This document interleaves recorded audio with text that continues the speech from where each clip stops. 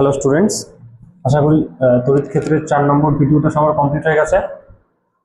সবাই পিডিএফ থেকে হয়তো মিলিয়ে নিয়েছিস।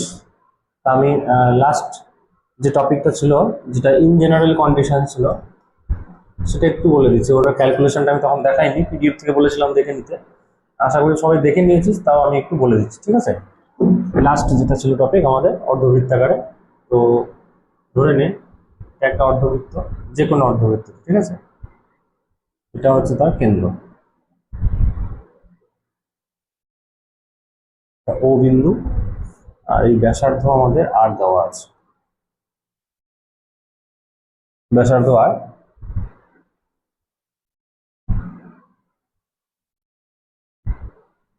এটা আমাদের অর্ধবৃত্তাকার দণ্ড। অর্ধবৃত্তাকার ঠিক না, এটা যে কোনো আকৃতি, ঠিক আছে? যে কোনো আকৃতির জন্য ট্রু এটা। এর মধ্যে প্লাস কিউ আধান দেওয়া হয়েছে, আর প্লাস কিউ আধান এর মধ্যে বিস্তৃত অবস্থায় আছে, ঠিক আছে? এরকম করে ছড়িয়ে আছে। আচ্ছা, একে আমরা দুটো ভাগ করব, এইভাবে দুটো ভাগ করে নিচ্ছি ক্যালকুলেশনের সুবিধার জন্য। আমাদের এই ও বিন্দুতে মোট তড়িৎ প্রাবল্য এই দৈর্ঘ্যের জন্য নির্ণয় করতে হবে। তো আমরা জানি যে আমরা সেই ক্ষুদ্র একটি দৈর্ঘ্য সবসময় নেওয়ার চেষ্টা করি। এটা যদি, এটাকে আমরা বলে দিচ্ছি, এটা এখান থেকে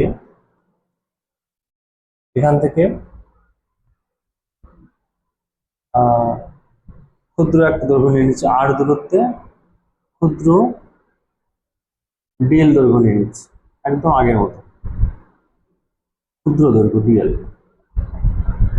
এই দৈর্ঘ্যটা হলো ডিএল, আর এর মধ্যে যে আধান আছে তাকে আমরা বললাম ডিকিউ।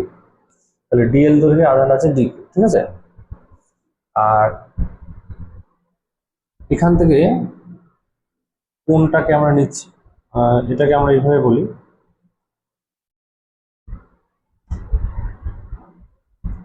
এখান থেকে এই দৈর্ঘ্য আর এখান থেকে এই দৈর্ঘ্য, এই মাঝের যে অ্যাঙ্গেলটা তৈরি হচ্ছে একে আমরা ক্ষুদ্র কোণ বলে দিচ্ছি, ক্ষুদ্র কোণ ডি থিটা, ঠিক আছে? ক্ষুদ্র কোণ ডি থিটা, এই যে অ্যাঙ্গেলটা এখানে তৈরি হয়েছে একে আমরা বললাম ডি থিটা। আর এই যে টোটাল অ্যাঙ্গেলটা, সেটাকে আমরা ধরে নিচ্ছি মিডল পয়েন্টের সাথে রেসপেক্ট, ঠিক আছে? এই দিকে, আচ্ছা, এই টোটাল অ্যাঙ্গেলটা হচ্ছে আমি ধরে নিই আলফা, এই সম্পূর্ণ অ্যাঙ্গেল হচ্ছে আলফা। তাহলে এই অর্ধেক অর্ধেক অ্যাঙ্গেল হবে আলফা বাই টু, কারণ এটা হবে না মধ্যবিন্দু, তাই না? এটা মধ্যবিন্দু, মধ্যরেখা।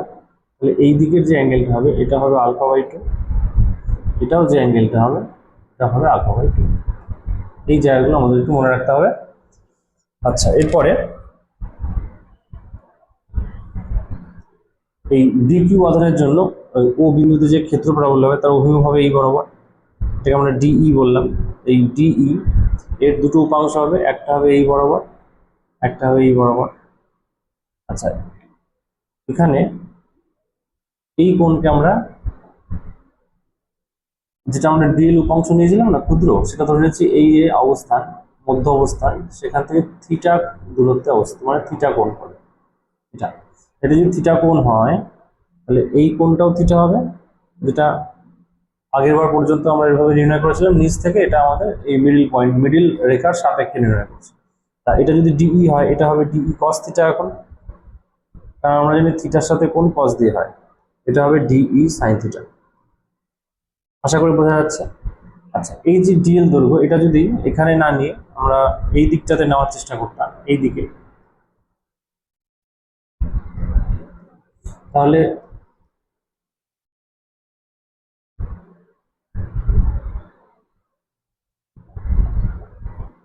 এর ক্ষেত্রফল বললো মোটামুটি এই বরাবর আসতো, এই বরাবর আসতো। এই বরাবরের দুটো উপাংশ আবার ভাগ করা যেত, তাই না? একটা উপাংশ এই দিকে আসতো আর একটা উপাংশ নিচের দিকে আসতো। আমরা একটু ভালো করে খেয়াল করে দেখতে পাবো, এটা যদি ডিই হতো তাহলে এইদিকে ডিই, এটা থিটা, তাহলে এটাও এদিকে থিটা নিতাম। এটা যদি থিটা হয়, এটা থিটা হলে এই অ্যাঙ্গেলটা থিটা হতো, তাই না? তাহলে এটা হতো ডিই কস থিটা আর এই দিকটা হতো ডিই সাইন থিটা। এই ডিই সাইন থিটা, এই ডিই সাইন থিটা ক্যান্সেল হয়ে যেত। আমরা এখান থেকে বলতে পারি যে পাশে লিখে দিচ্ছি আমি যে এক্ষেত্রে ডিই সাইন থিটা গুলি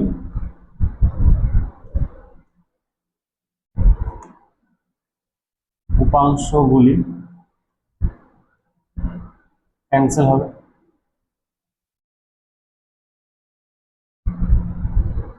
এবং ডিই কস থিটা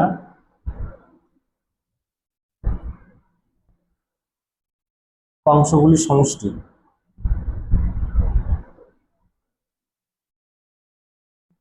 তাই না, উপাংশগুলির সমষ্টি হবে লব্ধি প্রাবল্য। লব্ধি প্রাবল্য মানে লব্ধি তড়িৎ ক্ষেত্র প্রাবল্য, ঠিক আছে, লব্ধি প্রাবল্য। আমরা ডি কস থিটার মান বার করবো এখান থেকে। যদি কিউ এটা হচ্ছে আমাদের এই দৈর্ঘ্যটা আমরা জানি না, তো আমাদের এখান থেকে আমরা এই ডি কিউ বাই ডিএল করে ল্যামডা লিখতে পারি। তা এখানে আবার একটা অপশন দিয়ে আমরা এখানে লিখে দিচ্ছি যে এখানে ল্যামডা মানে দৈর্ঘ্য ঘনত্ব, এটা হয়ে যাবে ডি কিউ বাই ডিএল। তাহলে ডি কিউ ইকুয়াল টু আমরা লিখতে পারি ল্যামডা ডিএল, ঠিক আছে, এটা আপাতত আমরা মনে রাখবো d q equal to lambda d l. আচ্ছা, আর এখান থেকে আমরা বলতে পারি ডিএল ইকুয়াল টু, এটা আর ছিল আমাদের ব্যাসার্ধ, তাহলে আর ইন্টু ডি থিটা হবে, এটাও আমাদের জানা। আবার d l equal to r into d theta, এটা আমরা মনে রাখবো। এই সমীকরণগুলো আমাদের হাতে আছে, আমাদের এই ডিই কস থিটার লব্ধি বার করতে হবে, তাই না, সবগুলো ডিই কস থিটার সমষ্টি হবে। আচ্ছা, এখানে একটা জিনিস খেয়াল করবো, যেহেতু আমাদের একটা মিডিল রেখা বা মধ্যরেখা, এর এদিকে আলফা বাই টু আছে, এদিকেও আলফা বাই টু আছে, এটাকে আমরা মাইনাস আলফা বাই টু করলাম, এটাকে প্লাস আলফা বাই টু করলাম। তার মানে আমাদের ইন্টিগ্রেশনের লিমিট হবে মাইনাস আলফা বাই টু থেকে প্লাস আলফা বাই টু। মানে এই ক্ষুদ্র ডিএল দৈর্ঘ্য যদি এখানে থাকে তখন অ্যাঙ্গেল হবে মাইনাস আলফা বাই টু। এটা এখান থেকে এরকম করে যেতে যেতে মধ্যবিন্দুতে আসবে, তারপর আবার এইদিকে যাওয়া শুরু করবে, যখন এখানে আসবে তখন হয়ে যাবে প্লাস আলফা বাই টু। আমাদের ইন্টিগ্রেশনের লিমিট যেটা হবে মোট ক্ষেত্রফল বললো। সুতরাং মোট প্রাবল্য এভাবেই লেখা হচ্ছে ই equal to integration D cos theta, কারণ ডি সাইন থিটা তো সবাই ক্যান্সেল হয়ে গেছে, ডি সাইন থিটা ক্যান্সেল, যা থাকবে ডি কস থিটাই থাকবে। এখান থেকে এর লিমিট হবে মাইনাস আলফা বাই টু থেকে প্লাস আলফা বাই টু, এই জায়গাটা একটু খেয়াল রাখতে হবে, minus alpha by two plus alpha by two, এইভাবে ডি মানটা আমরা বসাবো।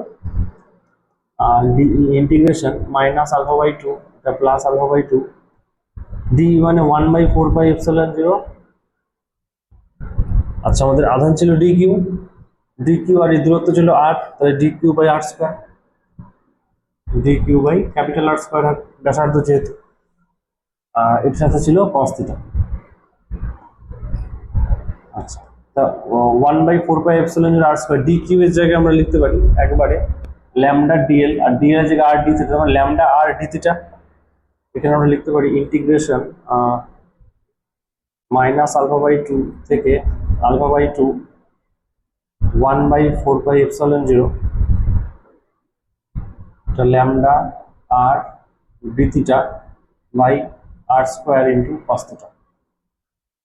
এখানে একটা আর ক্যান্সেল হচ্ছে, তাহলে হয়ে যাচ্ছে ল্যামডা বাই 4πε0 আর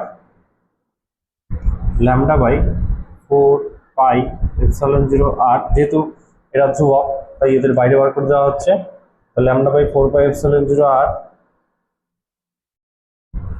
এদিকে integration cos theta d theta minus alpha by two. আমাদের কিন্তু লাস্ট রেজাল্টেই কাজে লাগবে অঙ্কের ক্ষেত্রে, alpha by two cos theta d theta.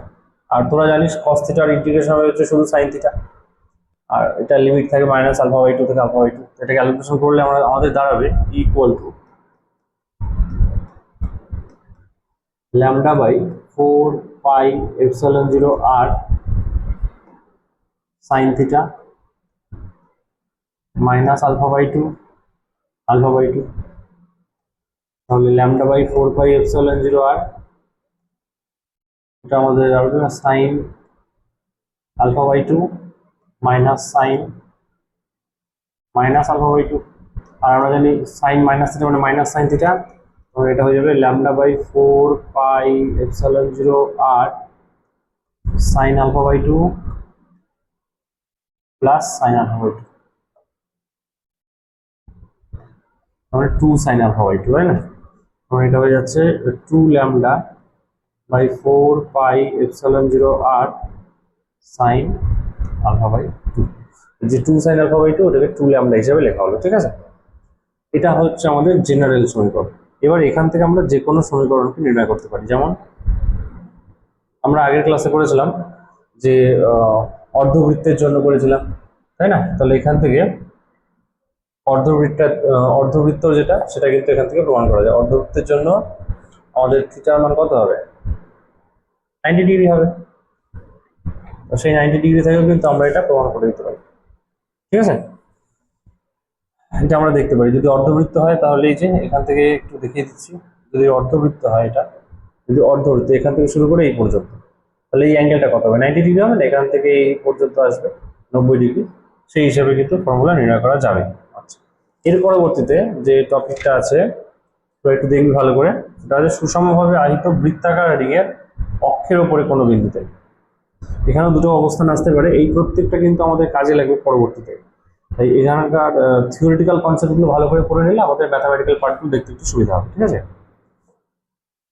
আচ্ছা, এখন আমরা দেখব সুষমভাবে আহিত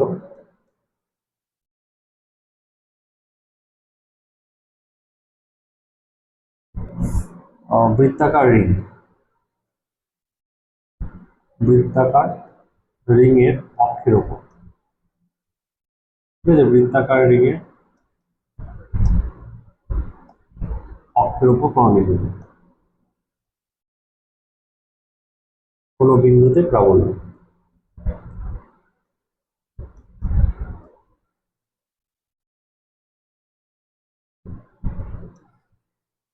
আচ্ছা, যেমন একটা বৃত্ত আছে, সাপোজ এটা একটা বৃত্ত,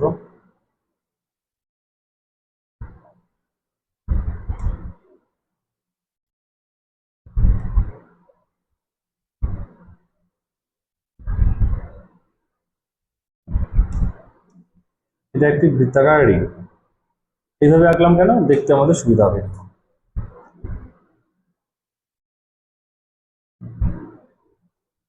যেমন ধরে নিচ্ছি এটার অক্ষ কেন্দ্রবিন্দু, এটাই অক্ষ,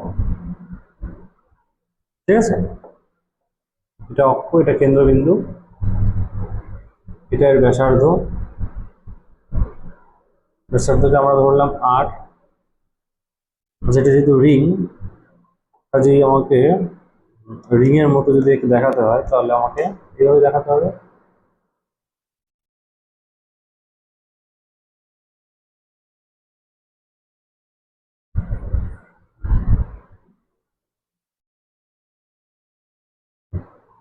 ঠিক আছে, এটা একটা রিং, রিং এর অক্ষ এটা, এটা হচ্ছে ব্যাসার্ধ, আর এখানে অক্ষের উপরে কোনো একটা বিন্দুতে আমাদের ক্ষেত্র প্রাবল্য নির্ণয় করতে হবে। অক্ষের উপরে আমি ধরে নিচ্ছি বিন্দু হচ্ছে এটা, এটা আমাদের পি বিন্দু, বোঝা গেল? তাহলে পি বিন্দুতে যদি ক্ষেত্র প্রাবল্য নির্ণয় করতে হয় তাহলে আমাদের পি বিন্দুতে ও ধনাত্মক আধানকে রাখতে হবে, তাহলে এখানে +1 আধান থাকবে। আর এই পি বিন্দুর দূরত্ব, এটা ও বিন্দু ধরে নিচ্ছি, এখান থেকে এই দূরত্ব হলো এক্স, এই দূরত্ব হচ্ছে আমাদের এক্স। তাহলে এখানে আমাদের ক্ষেত্র প্রাবল্য নির্ণয় করতে হবে। কিছুই না, যেহেতু এটা রিং তাহলে ক্ষুদ্র ক্ষুদ্র দৈর্ঘ্য নিতে হবে। আমরা এখান থেকে আর দূরত্বটা ক্ষুদ্র দৈর্ঘ্য কল্পনা করে নিচ্ছি, ক্ষুদ্র একটা দৈর্ঘ্য এখানে কল্পনা করে নিলাম এর মধ্যে। আচ্ছা, এখানে +q আধান দেওয়া আছে এই রিং এর মধ্যে, তাহলে আমরা জানি আধান ছড়িয়ে থাকবে, তাই না? পুরোটাই ছড়িয়ে থাকবে।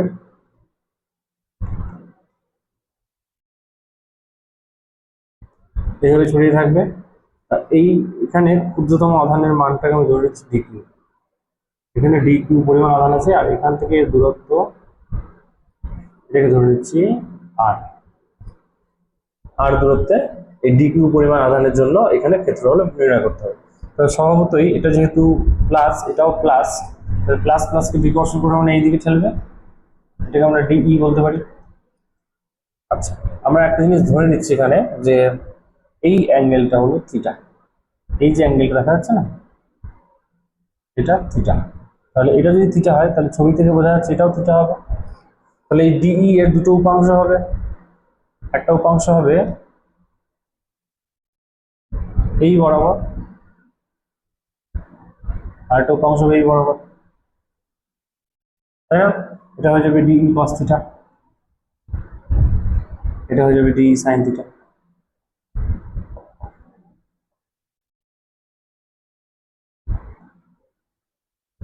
বোঝা গেল? আচ্ছা, যেহেতু এই ডি কিউটা উপরের দিকে ধরা হয়েছে তাই এটা যদি নিচের দিকে ধরা হতো, যদি এটা নিচের দিকে ধরা হতো, যদি ধরা হতো, তাহলে এখান থেকে এই দূরত্ব বরাবর একটা ক্ষেত্রফল বলে আমাদের ইমাজিন করতে হতো। তাহলে এই বরাবর একটা ক্ষেত্রফল হয়ে যেত, যার দুটো উপাংশ হতো, একটা উপরের দিকে আর একটা এইদিকে। আমরা বলতে পারতাম এই উপাংশ আর এই উপাংশগুলো ক্যান্সেল হয়ে যাবে, তার মানে এখানে ডিই সাইন থিটা গুলো ক্যান্সেল হবে, আর লব্ধি যদি বার করতে হয় তাহলে ডিই কস থিটাকে আমাদের ইন্টিগ্রেশন করতে হবে, ঠিক আছে? আচ্ছা, এই যে ছবি এখানে এই অ্যাঙ্গেলটা মনে রাখতে হবে, এটা কিন্তু 90 ডিগ্রি। বোঝা গেল? তাহলে এটা সমকোণী ত্রিভুজ, এখানে অতিভুজের স্কয়ার মানে r square equal to capital r square plus x square লিখতে পারি। বলার উদ্দেশ্য এখানে r square equal to capital r square plus x square লেখা যেতে পারে, তাই না? R square equal to r square plus x square.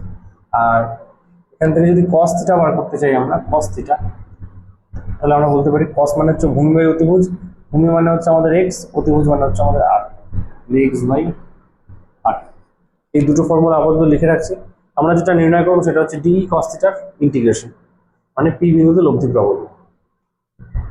সুতরাং পি বিন্দুতে লব্ধি প্রাবল্য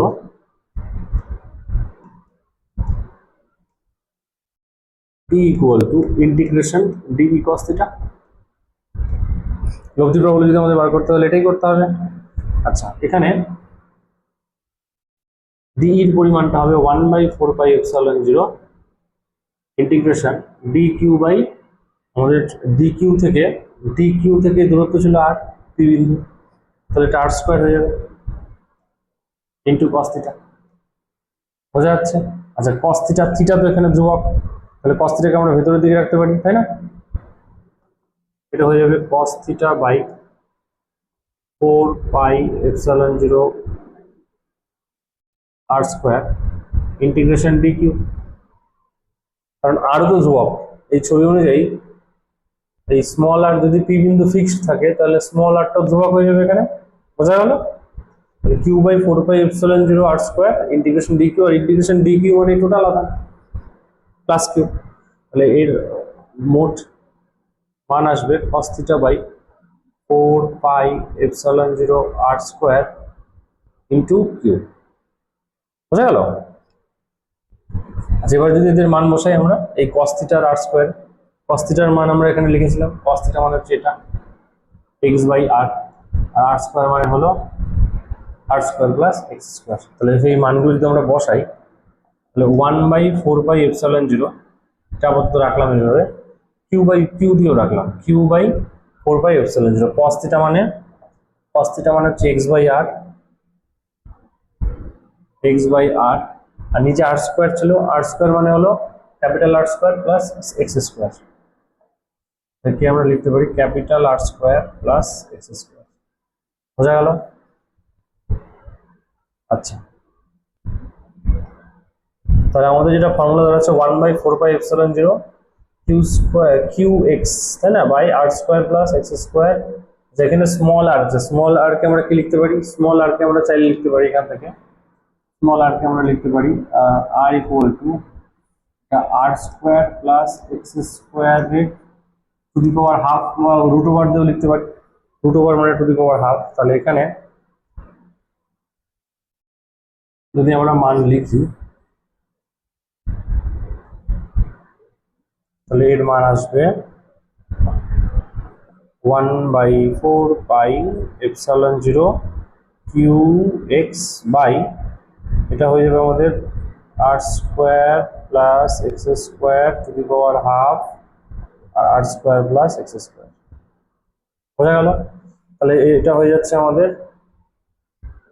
এদিকে লিখে দিচ্ছি ই ইকুয়াল টু 1/4πε0, ঠিক আছে, Q x by R square plus x square, এখানে হাফ, এটা 1, তাহলে গুণ করলে 3/2 হবে, মানে কিউ এক্স নিচে r square plus x square to the power 3/2।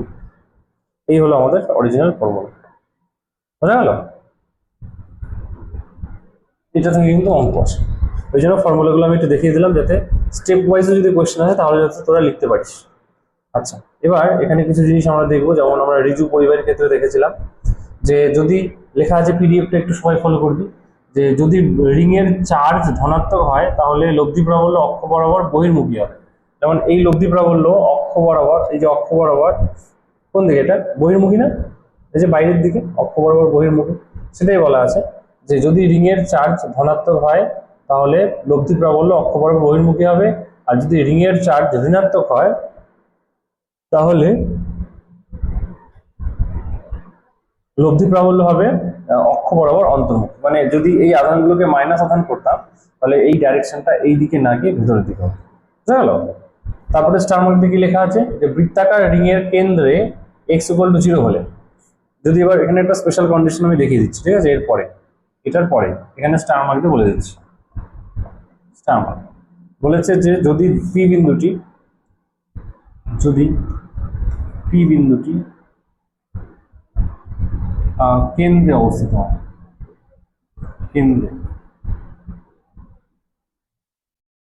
কেন্দ্রে যদি পি বিন্দু অবস্থিত হয় তাহলে কি হতে পারে, ছবিটা দেখ, দেখলেই বুঝতে পারবি।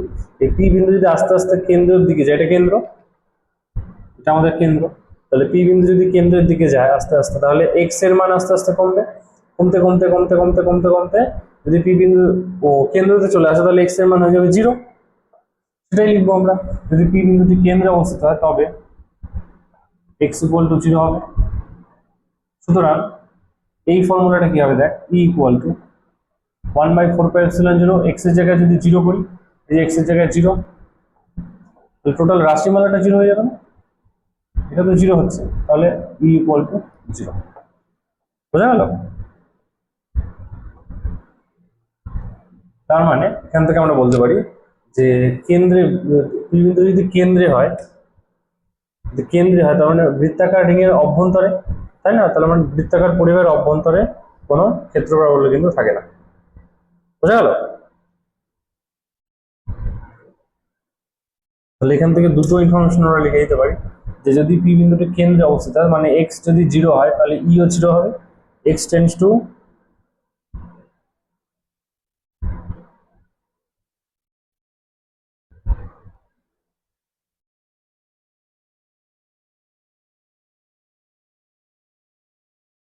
যদি 0 হয় তাহলে ই টেন্ডস টু 0 হবে। হ্যাঁ, এটা একটু খেয়াল রাখতে হবে, ঠিক আছে।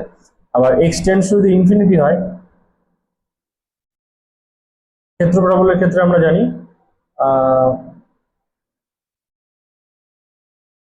এর পরের স্টেপে লিখে দিচ্ছি ওটা, যদি অসীমে অবস্থিত হয়, সেটা যদি আমি এখানেই এরকম করে বলে দিই বুঝতে সুবিধা হবে। যদি পি বিন্দুটি অসীমে হয়,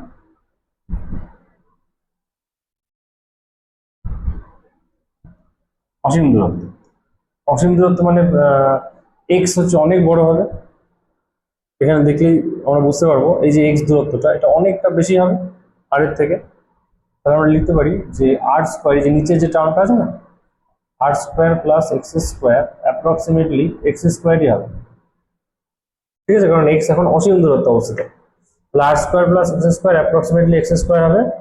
এবার যদি এখানে আমরা বসাই সমীকরণের মধ্যে তাহলে আমরা পাবো,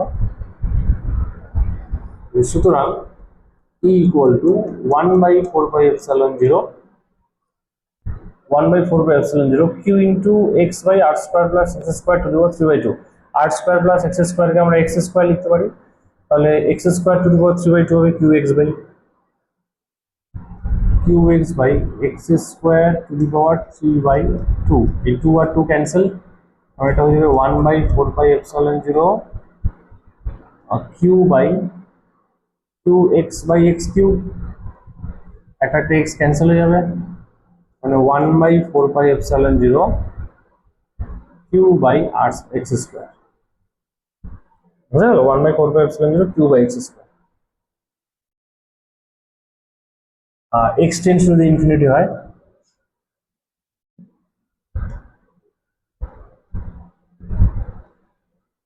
এখান থেকে বলা যায় ই টেন্স টু জিরো হবে,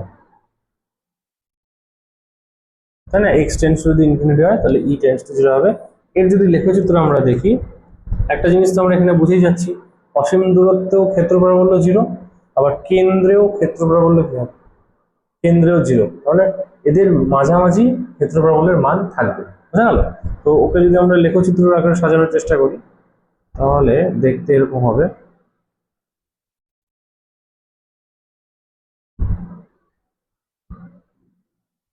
এদিকে ই,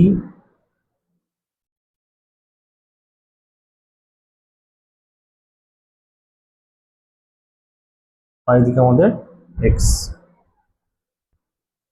তাহলে আমাদের লেখচিত্র যেটা হবে, শুরুতেও জিরো মানে যখন কেন্দ্রে ছিল তখনও জিরো, অসীম দূরত্বেও জিরো, অসীম দূরত্বেও জিরো, তাহলে মাঝামাঝি একটা মান হবে।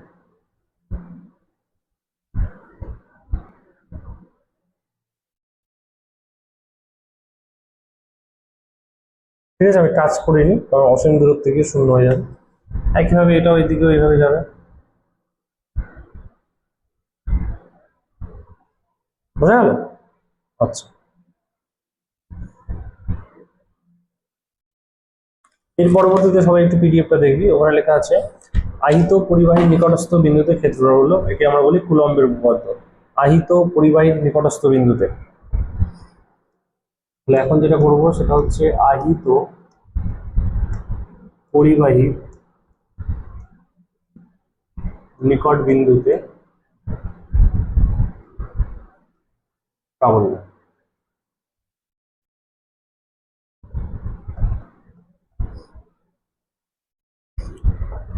আহিত পরিবাহী মানে একটা গোলীয় পরিবাহী ধরে নিচ্ছে আপাতত, বৃত্তাকার হোক গোলীয় হোক যেটা খুশি, ধরে নিচ্ছে এটা একটা গোলক, ঠিক আছে? এটা কেন্দ্র, ব্যাসার্ধ আর কেন্দ্র ও আহিত পরিবাহীর নিকটবর্তী বিন্দু মানে ধরে নিচ্ছে এখানে একটা বিন্দু আছে, এটা হচ্ছে আমাদের পি বিন্দু। তাহলে পি বিন্দুতে ক্ষেত্রফল বলে বের করতে গেলে এখানটা +1 আধানকে রাখতে হবে, তাই না? আর এই পরিবাহীর মধ্যে আধান ছড়িয়ে আছে +q, তাহলে সব জায়গায় q আধান ছড়ানো থাকবে।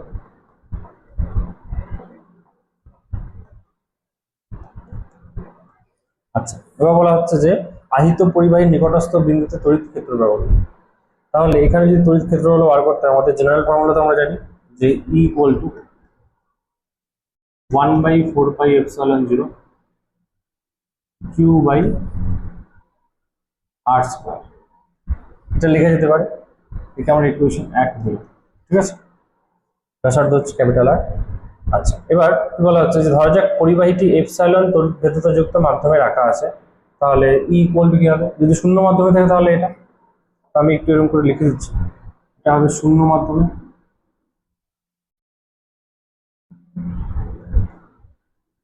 আর যদি পরিবাহীটিকে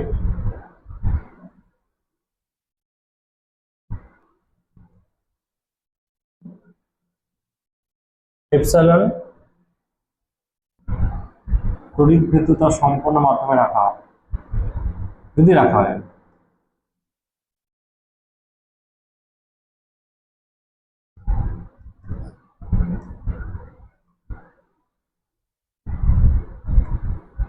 তবে ই ই হবে 1/4πε q বাই r স্কয়ার, ঠিক আছে? এটা ইকুয়েশন নাম্বার 2 দিলাম। আচ্ছা, কি বলা হচ্ছে যে গোলীয় পরিবাহীর ক্ষেত্রে ধরা যায় ও সমগ্র আধান কেন্দ্রে জমা আছে, মানে গোলীয় পরিবাহী যদি হয় এটা, তাহলে আমরা বলতে পারি সমগ্র আধান এর কেন্দ্রে জমা করা আছে, ঠিক আছে? আর যদি মাধ্যমের পরাবৈদ্যুতিক ধ্রুবক, মানে এই মাধ্যমের পরাবৈদ্যুতিক ধ্রুবক কাপ্পা হয়, যে মাধ্যমে রাখা আছে সেই মাধ্যমের পরাবৈদ্যুতিক ধ্রুবক যদি কাপ্পা হয়, এটা আপাতত এইভাবে রাখলাম, তাহলে আমরা এখানে লিখতে পারি 1 বাই, আমরা আগেই দেখেছিলাম কাপ্পা ইন্টু এপসাইলন জিরো হবে, kappa into epsilon zero Q by R square, বোঝা গেল? আচ্ছা, এইবার যদি এর আধানের তলমাত্রিক ঘনত্ব সিগমা হয়, আধানের তলমাত্রিক, অর্থাৎ সিগমা ইকুয়াল টু আমরা লিখতে পারি কিউ বাই 4πr², ঠিক। এখান থেকে কিউ এর মান যদি আমরা লিখতে চাই, Q equal two 4πr² sigma হবে। কি বললাম বোঝা গেল? এই মানগুলো যদি আমি এখানে বসিয়ে দিই, এই মানটা যদি ওখানে বসাই তাহলে কি পাওয়া যাচ্ছে একটু দেখি। এখানে পাওয়া যাচ্ছে 1/4π কিউ। আচ্ছা, কিউ এর জায়গায় মানগুলো বসাতে হবে। কিউ এর জায়গায় বসাবো 4πr² সিগমা, 4πr² সিগমা, আর নিচে আমাদের r²। তাহলে এই দুটো r² ক্যান্সেল হয়ে যাবে, এখানে 4π ক্যান্সেল, তাহলে এটা হয়ে যাচ্ছে সিগমা বাই এপসাইলন, 1/কাপ্পা ইন্টু সিগমা বাই এপসাইলন, অথবা সিগমা ইন্টু 1/কাপ্পা ইন্টু এপসাইলন, যেটাকে আমরা এভাবে লিখতে পারি সিগমা ইন্টু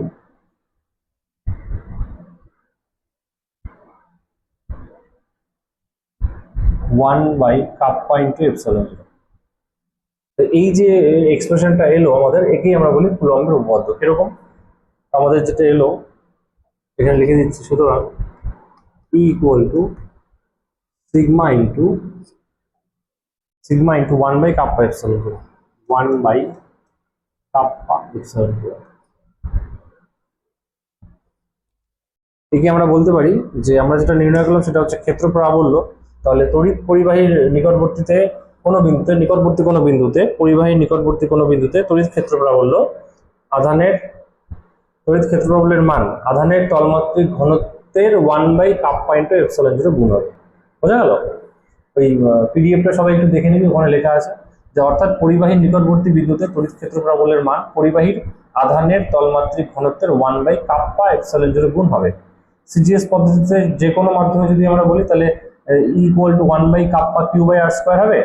ওখান থেকেও যদি আমরা কিউ এর জায়গায় মান বসিয়ে দিই তাহলে r² ক্যান্সেল হবে, আলটিমেটলি ই আসবে 4π সিগমা বাই কাপ্পা। এটা কিন্তু খুব ইম্পর্টেন্ট শর্ট কোশ্চেনের ক্ষেত্রে, স্পেশালি। মানে আমরা তো এসআই পদ্ধতিতে বললাম, এগুলো সবই এসআই পদ্ধতিতে। আমি এখানে একটু লিখে দিচ্ছি এখান থেকে, এই সবগুলোই হচ্ছে এসআই পদ্ধতি। যদি সিজিএস পদ্ধতি করি তাহলে যে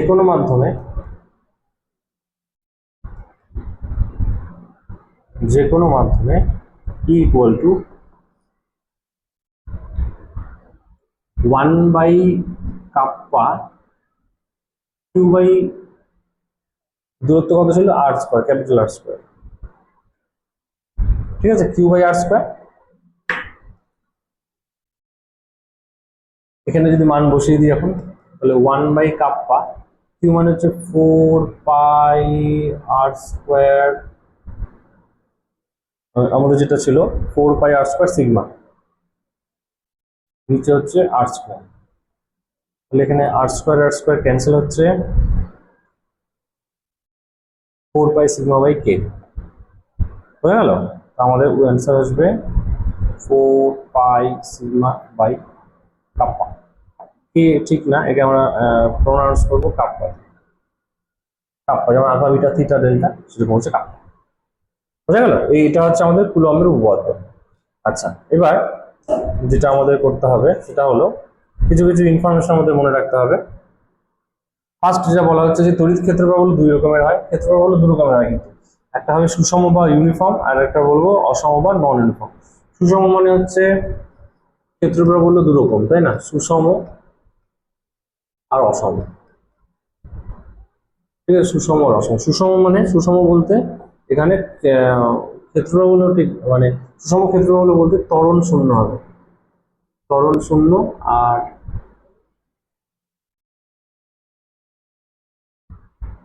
সর্বত্র সমান থাকবে এর মান, ঠিক আছে? মান ধ্রুবক, মান ধ্রুবক। আর অসম মানে ত্বরণও থাকবে না, মান পরিবর্তনশীল।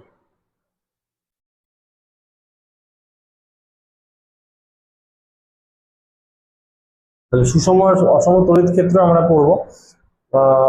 বলেছে যে যেখানে পরের পয়েন্টে দেখ লেখা আছে, যেখানে ক্যাপিটাল ই এর মান সব জায়গায় সমান তাকে বলা হয় সুষম তড়িৎ ক্ষেত্র। ঠিক আছে, যেখানে ই এর মান সব জায়গায় সমান হবে। আচ্ছা, এরপরে যেটা করবো সেটা হচ্ছে সুষম তড়িৎ ক্ষেত্রে আহিত কণার গতিপথ নির্ণয় করবো। এখান থেকেও শর্ট কোশ্চেন আসে। সুষম তড়িৎ ক্ষেত্রে আহিত কণার গতিপথ। আচ্ছা, এখানে একটা জায়গা আমি একটু বলে দিই, যে যেমন যদি ক্ষেত্র প্রাবল্য পরস্পর থেকে সমদূরবর্তী থাকে, সমদূরবর্তী, তাহলে তাকে সুষম বলবো। তাহলে এই ক্ষেত্র প্রাবল্যটা হবে সুষম ক্ষেত্র, সুষম ক্ষেত্র। আর একইভাবে যদি এরকম হয়,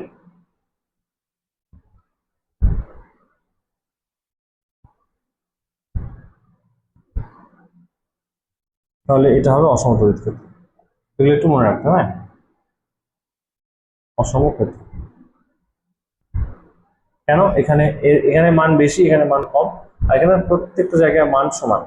তো যেখানে প্রত্যেক জায়গায় মান সমান তাকে সুষম ক্ষেত্র বলবো। যেখানে সব জায়গায় মান সমান না, কোথাও বেশি কোথাও কম, তাকে আমরা বলবো অসম ক্ষেত্র। বোঝা গেল? আচ্ছা, আমরা এখন যেটা বার করবো সেটা সুষম তড়িৎ ক্ষেত্রে আহিত কণার গতিপথ। সুষম তড়িৎ ক্ষেত্রে, সুষম ক্ষেত্রে আহিত কণার গতিপথ আমরা এবার এটা একটু নির্ণয় করে দেখবো। এখান থেকে শর্ট কোশ্চেনই আসে বেশি। কি বলা হচ্ছে, যে একটা সুষম তড়িৎ ক্ষেত্র আমাদের সর্বপ্রথমে কল্পনা করতে হবে। আমি একটা সুষম তড়িৎ ক্ষেত্র কল্পনা করে আমি নিচের দিকে করলাম, আর এটা চাইলে উপরের দিকেও করা যেতে পারে, যেটা খুশি আর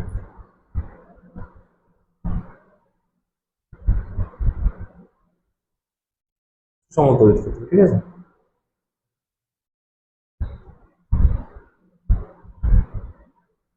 এরকম একটা সুষম তড়িৎ ক্ষেত্র আছে।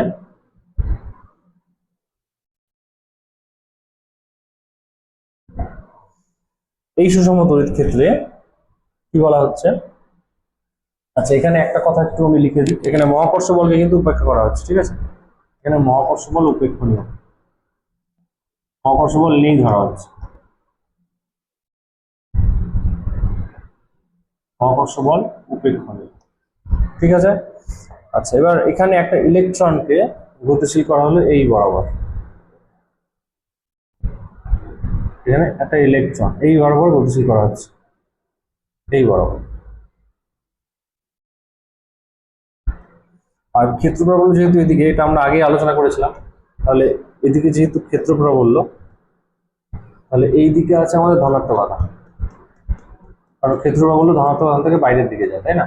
আর ঋণাত্মক আধানে প্রবেশ করে, তার মানে এই দিকে আছে ঋণাত্মক আধান।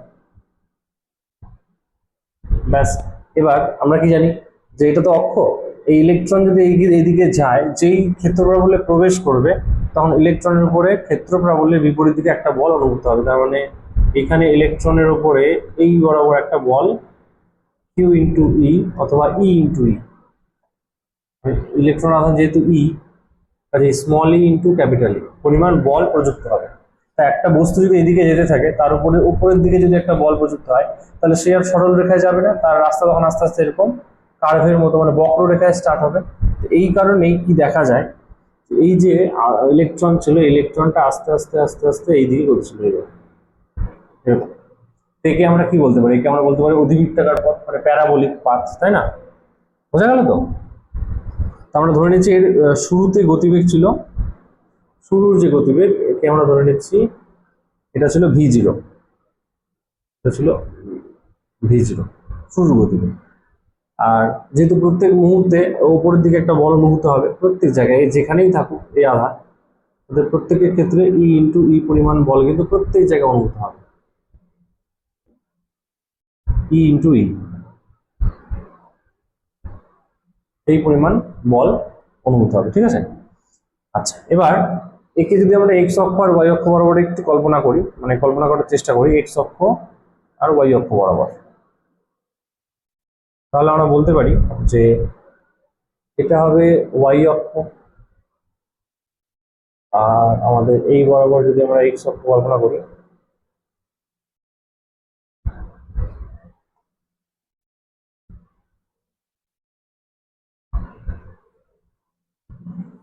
তাহলে এখান থেকে আমরা দুটো জিনিস নির্ণয় করবো, ঠিক আছে। একটা হচ্ছে এক্স অক্ষ বরাবর গতিশীল হলে কি কি হবে, আর একটা হচ্ছে ওয়াই অক্ষ বরাবর গতিশীল হলে কি কি হবে। আচ্ছা, এখানে একটা জিনিস শুধু খেয়াল রাখবো যে এখান থেকে যে উপরে যতটা উঠে গেল, এই যে এখান থেকে এই যে অক্ষ বরাবর যেতে যেতে যতটা উপরে উঠে গেল, এটা তো ওয়াই অক্ষ বরাবর। কাজে আমি ধরে নিচ্ছি জাস্ট আমাদের ক্যালকুলেশনের জন্য যে এটা মোটামুটি এখান থেকে ওয়াই দূরত্ব উঠে গেল, এটা আমরা ওয়াই বললাম, ওয়াই দূরত্ব। আর এখান থেকে একে আমরা বললাম থিটা। যদি আমি এইদিকে এক্স দূরত্ব যাই, তাহলে এই যে কোণটা এক্স অক্ষের সাথে, তাহলে এক্স অক্ষের সাথে কোণ ধরলাম থিটা, আর ধরে নিচ্ছি এক্স অক্ষ থেকে ওয়াই বরাবর এটা ওয়াই দূরত্ব উঠে যায়, টি সময় হোক বা যে কোনো একটা ক্ষুদ্র সময় হোক। কি লেখা আছে যে একটি ইলেকট্রনের উপর ই ক্যাপিটাল ই এর বিপরীত দিকে একটি বল অনুভব করবে, ফলে ওয়াই ডাইরেকশনের ইলেকট্রনের মোশন হবে, তাই না। যদি এই দিক থেকে এইভাবে যেতে থাকে এক্স অক্ষ বরাবর, এটা এক্স অক্ষ, এটা ওয়াই অক্ষ, তাহলে এক্স অক্ষ বরাবর যেতে যেতে যদি উপরের দিকে একটা বল অনুভূত হয়, তাহলে এই এক্স অক্ষ থেকে ওয়াই অক্ষের দিকে সরতে থাকবে, ওটাই লেখা আছে। যে ফলে ওয়াই ডাইরেকশনে ইলেকট্রনটির মোশন হবে। এক্স ডাইরেকশনে কোনো বল প্রযুক্ত হয় না, তাই বলা হয় এক্স ডাইরেকশনে কোনো ত্বরণ হবে না। এক্স অক্ষ বরাবর কোনো বল প্রযুক্ত হচ্ছে কি, বল কিন্তু ওয়াই অক্ষ বরাবর প্রযুক্ত হচ্ছে, তাই না। কাজেই বলা যায় এক্স অক্ষ বরাবর ত্বরণ, এক্স অক্ষ বরাবর বল ইকুয়াল টু 0, সুতরাং ত্বরণ ইকুয়াল টু 0, এটা এক্স অক্ষ বরাবর, বোঝা গেল। আর ওয়াই অক্ষের ত্বরণ আমরা নির্ণয় করতে পারবো, কারণ ওয়াই অক্ষের বেগ আমাদের নির্ণয় করতে হবে। ত্বরণ মানে হচ্ছে বল বাই ভর, আমি এখানে লিখে দিচ্ছি ওয়াই অক্ষ বরাবর বল, ওখানে বল শূন্য ছিল, এখানে কিন্তু বল থাকবে ই ইন্টু ই, বোঝা গেল। আর সুতরাং ত্বরণ মানে হচ্ছে বল বাই ভর, ত্বরণ ইকুয়াল টু বল মানে ই ইন্টু ই, আরটা হয়ে যাবে মাস অফ ইলেকট্রন, মানে ইলেকট্রনের ভর, ব্যাস এই হচ্ছে ব্যাপার, ই বাই এম। আচ্ছা, এবার এক্স অক্ষ বরাবর যে যে সমীকরণগুলো আসবে সেটা আমরা একটু দেখব। আমি দুটো পার্ট করে দিচ্ছি, ঠিক আছে। এক্স অক্ষ বরাবর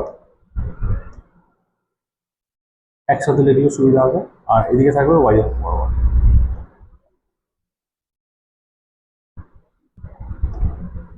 এক্স অক্ষ বরাবর ওয়াই অক্ষ বরাবর। আচ্ছা, এক্স অক্ষ বরাবর যেই সমীকরণগুলো আমরা আপাতত পাবো সেটা হলো এক্স অক্ষ বরাবর, একটু ছবিটা দেখি। এক্স অক্ষ বরাবর প্রাথমিক গতিবেগ ছিল v0, এক্স অক্ষ বরাবর প্রাথমিক গতিবেগ হচ্ছে v0। তাহলে আমরা বলতে পারি V equal to U plus at, যে সমীকরণটা ছিল না, V equal to U plus at, আমাদের প্রাথমিক গতিবেগ ছিল হচ্ছে v0। এক্স অক্ষ বরাবর যদি করি ভি ইকুয়াল টু, এটা স্টার মার্ক দিয়ে লিখে দিচ্ছি, V equal to U plus at হতে পাই, ভি মানে হচ্ছে অন্তিম বেগ, অন্তিম বেগ বের করতে হবে। ইউ মানে প্রাথমিক বেগ হচ্ছে v0 প্লাস 0 ইন্টু টি, কারণ ত্বরণ তো শূন্য ছিল, তাই না। এই যে এক্স অক্ষ বরাবর ত্বরণ হচ্ছে শূন্য, তাহলে এখান থেকে এটা হয়ে যাচ্ছে আমাদের ভি ইকুয়াল টু v0, মানে অন্তিম বেগ আর প্রাথমিক বেগ এখানে সমান হবে, অন্তিম বেগ আর প্রাথমিক বেগ এখানে সমান হবে, বোঝা গেল। V equal to v0। আর S equal to UT plus half at square থেকেও আমরা বার করতে পারি S equal to UT plus half at square. এখান থেকে কি লেখা যায়, এখান থেকে লেখা যায় এস মানে হচ্ছে অতিক্রান্ত দূরত্ব, অতিক্রান্ত দূরত্ব আমরা ধরে নিই এখান থেকে এক্স দূরত্ব অতিক্রম করে, এরকম ধরে নিচ্ছি যে টি সময়ে এখান থেকে এক্স দূরত্ব অতিক্রম করে, টি সময়, স্মল টি সময়। কি বললাম, বোঝা গেল। টি সময় যদি এক্স দূরত্ব অতিক্রম করে, তাহলে এই ফর্মুলাটাকে আমরা কি লিখতে পারি, এক্স ইকুয়াল টু ইউ মানে প্রাথমিক গতিবেগ, তাহলে v0 ইন্টু টি প্লাস হাফ, এ মানে তো 0, তাহলে 0 ইন্টু টি স্কোয়ার, আলটিমেটলি এই টার্মটা ভ্যানিশ, তাহলে এখান থেকে থাকলো x equal to v0 into t, বোঝা গেল। X equal to v0 into t, এখান থেকে ওই টিটা আমরা বার করতে পারবো, t equal to x by v zero. এই টিটা বোঝা যাচ্ছে তো, এই টিটা হচ্ছে এখান থেকে এখানে পৌঁছানোর সময়, একদম এই শুরু থেকে শেষ পর্যন্ত পৌঁছানোর সময়কে আমরা বলি টি। সেটা হচ্ছে এক্স বাই ভি জিরো, এটা গেল এক্স অক্ষ বরাবর। এবার ওয়াই অক্ষ বরাবর যদি আমরা লিখতে চাই, তাহলে ওয়াই অক্ষ বরাবর আমরা যেটা লিখবো, সেখানেও একই জিনিস, এই দুটো সমীকরণ থেকেই আমরা নির্ণয় করার চেষ্টা করবো। ওয়াই অক্ষ বরাবর যদি আমরা চেষ্টা করি, তাহলে লিখতে পারি ফার্স্ট টার্ম আগে V equal to U, V equal to U plus at. এখান থেকে কি পাবো, এখানে ভি ইকুয়াল টু অন্তিম বেগ, ওয়াই অক্ষ বরাবর অন্তিম বেগ আমাদের জানা নেই, তাহলে ভি ইকুয়াল টু হয়ে যাবে, ইউ তো আমাদের জিরো ছিল, ওয়াই অক্ষ বরাবর প্রাথমিক বেগ, কোনো বেগই ছিল না তাই না, প্রাথমিকে শুধুমাত্র এক্স অক্ষ বরাবর বেগ ছিল ভি জিরো, ওয়াই অক্ষ বরাবর কোনো বেগ ছিল না। তাহলে এটা হয়ে যাবে জিরো প্লাস ত্বরণ থাকবে, ত্বরণের মান আমরা নির্ণয় করেছিলাম, ওয়াই অক্ষ বরাবর ত্বরণ হচ্ছে ই বাই এম ই, তার মানে এটা হয়ে যাবে ই বাই এম ই ইন্টু টি। টি এর মানটা আমরা একটু আগে বার করেছি, টি মানে হচ্ছে এক্স বাই ভি জিরো। এটা এখানে চাইলে আমরা বসাতেও পারি, চাইলে না বসাতে পারি, বুঝা গেল? আচ্ছা, তাহলে আলটিমেট এখানে দাঁড়াচ্ছে এখান থেকে V equal to U plus at থেকে যদি আমরা করি ই বাই এম ই, আর টি মানে এখান থেকে এক্স বাই ভি জিরো বসিয়ে দেবো জাস্ট, আর কিছু ভি ইকুয়াল টু হচ্ছে e by M E into x by v zero, x by v zero, বোঝা গেল?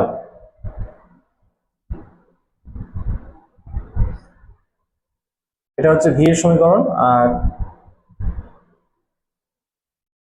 S equal to UT plus half at square, এটাও যদি আমরা বার করার চেষ্টা করি, এখানে যে ওয়াই অক্ষ বরাবর কত দূরত্ব যাচ্ছে, এই যে জাস্ট এইটুকুটা, এই যে ওয়াই, এটা যেমন আমাদের এক্স ছিল, এক্স দূরত্ব, এটা আমাদের ওয়াই দূরত্ব, ঠিক আছে, টি সময়।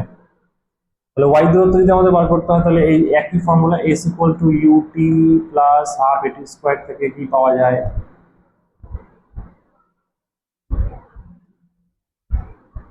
এটা ওয়াই হয়ে যাবে, ওয়াই ইকুয়াল টু ইউ মানে হচ্ছে প্রাথমিক গতিবেগ, প্রাথমিক গতিবেগ আমাদের ওয়াই অক্ষ বরাবর ছিল না, তাই তো, তাহলে এখানে zero into T plus half into এ মানে হচ্ছে ত্বরণ, ওয়াই অক্ষ বরাবর ত্বরণ মানে তো আমাদের ই বাই এম ই, তাই না, e by M e by M E into t square, তাহলে e by M E into t মানে হচ্ছে এক্স বাই ভি জিরো, তাহলে x square by v zero square, x square by v zero square. এখানে সব term ধ্রুবক, এটা তো zero হয়ে গেল, তাহলে ওয়াই এর মান কি আসছে দেখি, half E by M E into, আচ্ছা এখানে ভি জিরো স্কোয়ার ধ্রুবক, তাহলে ইন্টু থাকবে এক্স স্কোয়ার, তাহলে Y proportional to x square, এটাও তাহলে কি হবে, প্যারাবোলিক হবে, প্যারাবোলার সমীকরণ আসছে, সেই কারণে কিন্তু এখানে এই প্যারাবোলার ডায়াগ্রাম ড্র করা আছে, বোঝা গেল? তাহলে এই প্যারাবোলিক গ্রাফ কিন্তু আসবে, যাকে আমরা বলি অধিবৃত্তাকার। তো এখান থেকে এই কতগুলো পয়েন্ট সবাই একটু মনে রাখিস, কোয়েশ্চেন এখান থেকেই আসে, যা আসা, ঠিক আছে? এটা parabolic, y proportional to x square, প্যারাবোলার সমীকরণ হয়, ঠিক আছে? আচ্ছা, নেক্সট টার্ম আমাদের কি লেখা আছে আমি একটু বলে দিচ্ছি। বলা আছে এক্ষেত্রে আহিত কণাটি ওয়াই অক্ষের দিকে বিক্ষিপ্ত হবে যদি গতিবেগের সাপেক্ষে লেখা হয়, তবে বলা যায় ভিএক্স আর ভিওয়াই, অবশ্যই ভিএক্স আর ভিওয়াই, যে এখানে এই ছবিটা এঁকেছিলাম না, এই যে এই ছবিটা, এখানে এটাকে আমরা বলতে পারি ভিএক্স, এটা হচ্ছে ভিএক্স, এটা হচ্ছে আমাদের ভিওয়াই, বুঝা গেল? ভিএক্স আর ভিওয়াই যদি হয়, তাহলে তো লব্ধি আমরা নির্ণয় করতে পারি, আর এইটাকে তো আমরা থিটা বলেছিলাম। ওই ছবিটা যদি আমরা আঁকি,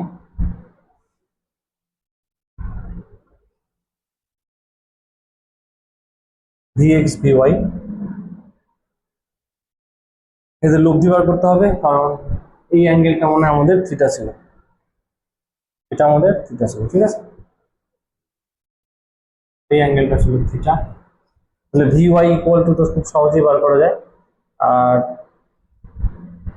এটা যেমন আমাদের বেরিয়েছিল না এখানে ওয়াই ইকুয়াল টু, এটা তো এই সমীকরণটা আমরা জানি, e by two m e v zero square, into x square, যেটা আমরা বললাম প্যারাবোলার সমীকরণ, ওখান থেকে ওয়াই বার করতে পারি।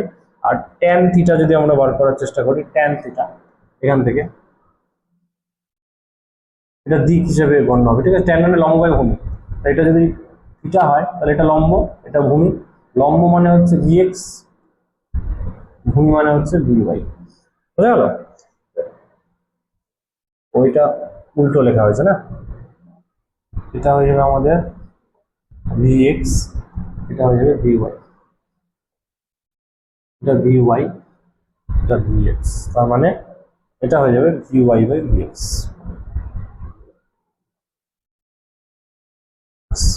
এটা আমাদের দিক, আর এটা আমাদের মান, এটা আমাদের মান, ঠিক আছে। আচ্ছা, এখানে এই যে লেখাগুলো, এই লেখাগুলোর মানে হচ্ছে এটা, যে পরে দেখ সবাই একটা লাইন লেখা আছে, যে অর্থাৎ বলা যায় ই বাই এম এর অনুপাত যত বেশি হবে তত বেশি আহিত কণাটি বা ইলেকট্রনটি বিক্ষিপ্ত হবে।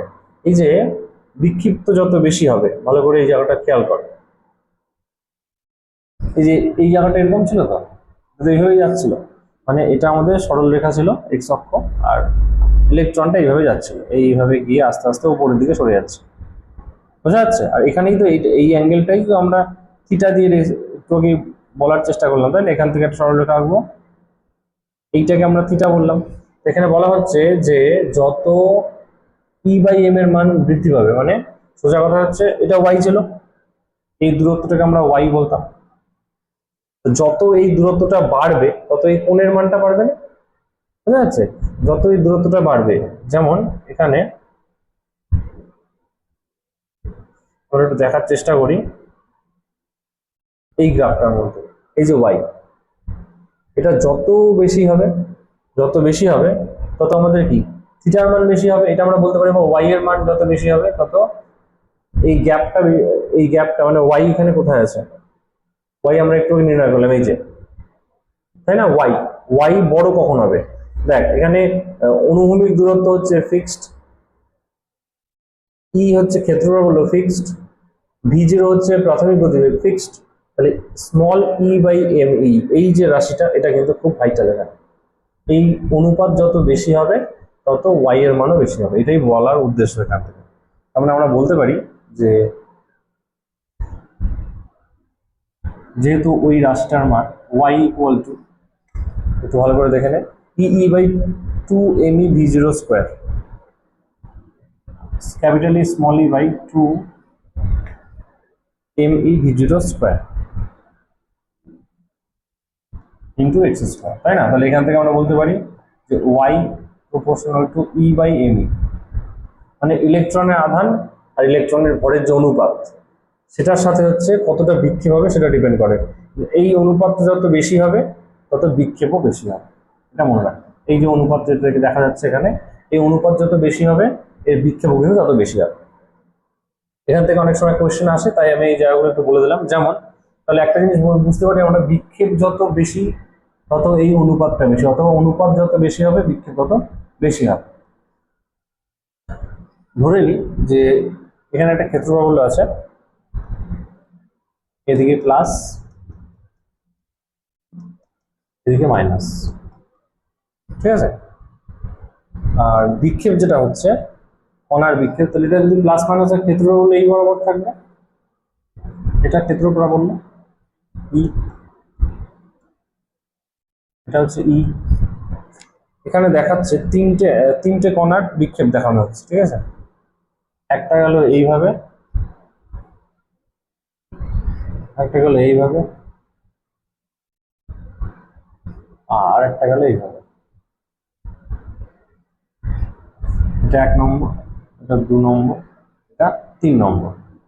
কি বলা হচ্ছে যে তিনজনের মধ্যে কার ই বাই এম রেশিও বেশি হবে? আমরা কি জানি এখান থেকে, এই ছবি থেকে আমরা কি বুঝলাম, যে ই বাই এম যত বৃদ্ধি পাবে ওয়াই এর মান তত বৃদ্ধি পাবে, বিক্ষেপ তত বৃদ্ধি পাবে, ঠিক আছে। তাহলে এখান থেকে সব থেকে বেশি বিক্ষেপ কার হচ্ছে, দেখতো 1 2 3 এর মধ্যে 3-এর বিক্ষেপ সব থেকে বেশি, তাহলে এটার ই বাই এম অনুপাত সব থেকে বেশি হবে। মানে e by m 3 greater than e by m, এরপরে হবে হচ্ছে 2 আর 1, 2 এই দুজনের সমান্তরাল আছে না, তাহলে এতে ই বাই এম অনুপাত, এরপরে আসবে হচ্ছে ই বাই এম 1। বুঝা গেল? সব থেকে বেশি বিক্ষেপ হচ্ছে এটা, তাহলে এর সব থেকে বেশি ই বাই এম হবে, তারপরে এটা, তারপরে এটা, এইভাবে কোয়েশ্চেনের অ্যান্সার গুলো কিন্তু লেখা হয়। ঠিক আছে? আচ্ছা, নেক্সট যেটা ইম্পর্টেন্ট পয়েন্ট আসবে তাকে আমরা বলবো তড়িৎ বলরেখা।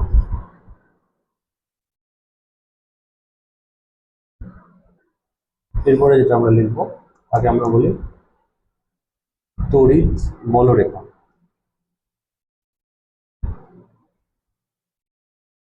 অথবা একে আমরা বলি ইলেকট্রিক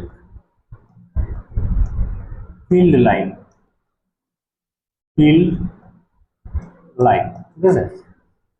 তড়িৎ বলরেখা। আচ্ছা, এই তড়িৎ বলরেখার ধর্ম আছে, আমরা পরপর ধর্মগুলো পড়বো আস্তে আস্তে। তার আগে একটু পড়ে নিচ্ছি পিডিএফটা, তোরা একটু দেখ যে কি বলা আছে। লেখা আছে তড়িৎ বলরেখা হলো কিছু কাল্পনিক রেখা যা তড়িৎ ক্ষেত্রে অবস্থিত। তার মানে তড়িৎ বলরেখা সবসময় তড়িৎ ক্ষেত্রে অবস্থিত হবে, এবং রেখাগুলির ওপর কোনো বিন্দুতে স্পর্শক অঙ্কন করা হলে তার তড়িৎ ক্ষেত্র প্রাবল্যের অভিমুখকে নির্দেশ করে। একটা ছবি দেওয়া আছে দেখ এইভাবে, বলে যেটা যদি তড়িৎ বলরেখা হয় তাহলে এর উপরে কোনো একটা বিন্দুতে যদি আমরা স্পর্শক আঁকি, ধরি এই বিন্দুটা, এই বিন্দু যদি স্পর্শক আঁকি, আচ্ছা ধরি এই বিন্দুটা, এদের এই প্রত্যেকটা বিন্দু যদি আমরা স্পর্শক আঁকি তাহলে বলা হচ্ছে যে সেটা ক্ষেত্র প্রাবল্যের অভিমুখকে নির্দেশ করবে। বুঝা গেল? তাহলে এই যে লাল কালিতে যেটা দেখানো আছে তাকে আমরা বলবো হচ্ছে তড়িৎ বলরেখা। মানে এটা হবে হচ্ছে আমাদের তড়িৎ বলরেখা। এটা কিন্তু কাল্পনিক রেখা। তড়িৎ বলরেখা হলো এমন কিছু কাল্পনিক রেখা যাদের উপরে কোনো বিন্দুতে যদি স্পর্শক আঁকি তাহলে সেই স্পর্শক হচ্ছে ক্ষেত্র প্রাবল্যের অভিমুখকে নির্দেশ করে। বুঝা গেল? 2 নম্বর স্টার আমার কি লেখা আছে, যেখানে বলরেখার ঘনত্ব বেশি সেখানে তড়িৎ ক্ষেত্র প্রাবল্যের মান বেশি হবে, যেখানে বলরেখার ঘনত্ব কম সেখানে তড়িৎ ক্ষেত্র প্রাবল্যের মান কম হবে। কি বলা হচ্ছে, যেখানে তড়িৎ বলরেখার ঘনত্ব বেশি, যেমন একটা উদাহরণ দিচ্ছি আমি এখানে, এইভাবেই দেখাচ্ছি।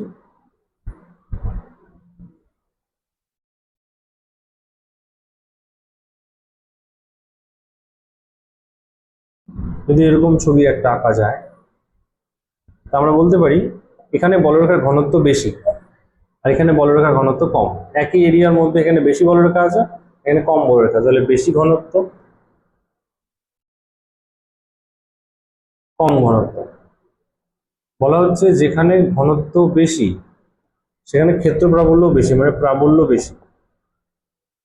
বোঝা যাচ্ছে এবার? এখানে ঘনত্ব কম মানে প্রাবল্য কম। আর একটা কথা তো বলেছিলাম যে ক্ষেত্র প্রাবল্য যদি এদিকে যায়, ধরে নিচ্ছি এটা, এগুলো সব ক্ষেত্র প্রাবল্য, সবাই হচ্ছে এটা ক্ষেত্র প্রাবল্য। যদি এদিক থেকে এদিকে যায় তাহলে অবশ্যই এদিকে প্লাস আধান আছে আর এই দিকটায় মাইনাস আধান আছে। এই কথাগুলো কিন্তু মনে রাখবে। ঠিক আছে?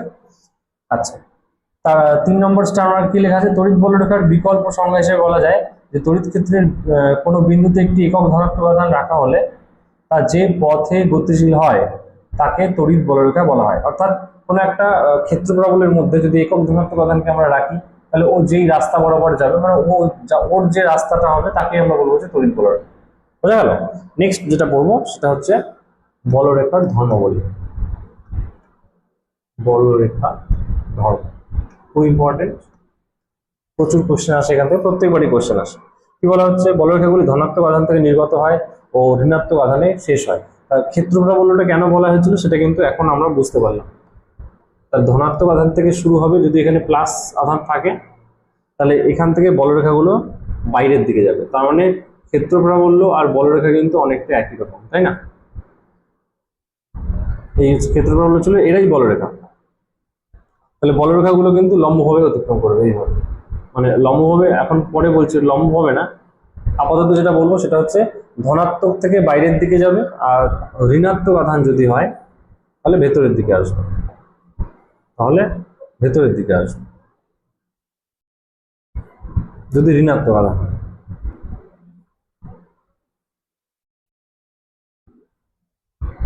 বোঝা গেল? ধনাত্মকে বাইরে আর ঋণাত্মকের ভেতরে, এগুলো সব ক্ষেত্র প্রাবল্য। তাহলে এটা হলো প্রথম ধর্ম, 1 নম্বর। 2 নম্বরে কি বলা হচ্ছে, 2 নম্বরে বলা হচ্ছে, ওখানে ছবিগুলো দেওয়া আছে, যদি ধনাত্মক আর ঋণাত্মক এইভাবে হয়, এখানে এটা দেখাই, ধরে নিই এখানে ধনাত্মক, এখানে ঋণাত্মক, তাহলে এরা কিভাবে যাবে, ধনাত্মক থেকে উৎপন্ন হয়ে ঋণাত্মকের মধ্যে প্রবেশ করবে, তাহলে এখান থেকে যাবে, এইভাবে যাবে, এটাও এইভাবে যাবে, বোঝা গেল? এটা এইদিকে বাইরে বাইরে এরকম বাইরে, এটা প্রবেশ করবে, হ্যাঁ এটাও এরকম করে প্রবেশ করবে, এটাও প্রবেশ করবে, এরা বাইরে যাবে, ওরা ভেতরের দিকে যাবে, বোঝা গেল? আচ্ছা, নেক্সট ধর্ম কি লেখা আছে, যে বলরেখাগুলি বদ্ধ রেখা নয়, মুক্ত রেখা, অর্থাৎ এরা এক বিন্দু থেকে শুরু হয়ে অপর বিন্দুতে শেষ হয়, যা বললাম, এক বিন্দু থেকে শুরু হয় মানে একটা আধান থেকে শুরু হয়ে অন্য আধানে শেষ হয়, তাই এরা কিন্তু বদ্ধ না, এরা মুক্ত রেখা। যেমন আমি এরকম করে আঁকতে পারি যে ধর এটা ধনাত্মক আধান, এটা ঋণাত্মক আধান, তা ধনাত্মক থেকে শুরু হয়ে ঋণাত্মকে শেষ, এই যে শেষ হয়ে যাবে, এমন না যে এটা ব্যাক করে আবার এখানে আসবে, তাই না? এরা মুক্ত রেখা, এখান থেকে একজন শুরু হয়ে এখানে শেষ হয়ে গেল, তাহলে এরা হচ্ছে মুক্ত রেখা। তো তড়িৎ বলরেখা হলো মুক্ত রেখা, বদ্ধ রেখা না। বদ্ধ রেখা হলে এরকম করে গিয়ে আবার এরকম করে বন্ধ হয়ে যাবে, বুঝা গেল? আচ্ছা, তারপরে বলা আছে যে বলরেখাগুলি অসীম দূরত্ব থেকে আসতে পারে বা অসীম দূরত্ব পর্যন্ত বিস্তৃত হতে পারে, তাহলে অসীম দূরত্ব যেতে পারে, যেমন এরা যদি ভালো করে আমরা দেখি তাহলে এরা কোথায় চলে যাবে, অসীম দূরত্বে। আর যদি এদের ভালো করে দেখি তাহলে অসীম দূরত্ব থেকে আসছে, তাহলে হয় অসীম দূরত্বে চলে যাবে অথবা অসীম দূরত্ব থেকে আসবে, এটা একটু খেয়াল রাখতে হবে। তারপরে বলা হয়েছে কোনো আধান থেকে যতগুলি বলরেখা নির্গত হয় বা কোনো আধানে যতগুলি বলরেখা শেষ হয় তা আধানটির মানের সমানুপাতিক হয়, খুব ইম্পর্টেন্ট। বলছে যে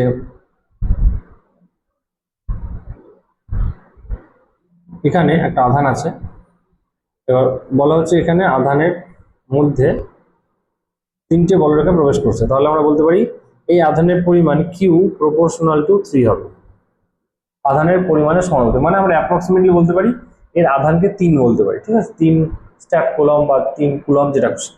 যেমন এটা যদি আচ্ছা, এখানে ছবিটা একটু ভুল হলো না, প্লাস থাকলে তো বাইরের দিকে আরো হবে, তাহলে এটাকে মাইনাস করে দিচ্ছি, মাইনাস, ঠিক আছে, মাইনাস।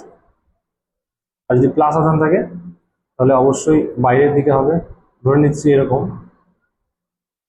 তাহলে এখানে বলতে পারি কিউ প্রপোর্শনাল টু 1 2 3 4 5 5, বুঝা গেল? তাহলে এখানে 5টা আধান হতে পারে, যতগুলো বলরেখা সেটা বলেছে আধানের পরিমাণের সমানুপাতিক হবে, যতগুলো বলরেখা নির্গত হচ্ছে বেরোচ্ছে বাইরে। আচ্ছা, যেমন এখানে একটা প্রশ্ন এরকম আসতে পারে,